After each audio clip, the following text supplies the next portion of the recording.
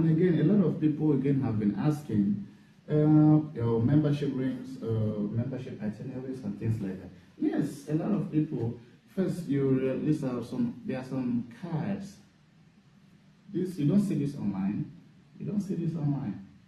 You don't see this. These are approved cards. You don't see it online. And these are representative cards. Most of your processes, you do not receive this. You receive another card, especially if you are fortunate to be initiated by the Supreme Master, of which I am working under his command, Master Marcus Doshi Telu. If you're fortunate, good. You also have those. There are things that when you are talking with a master of the fraternity, there are things that shows that he is a master or a representative, as I earlier said.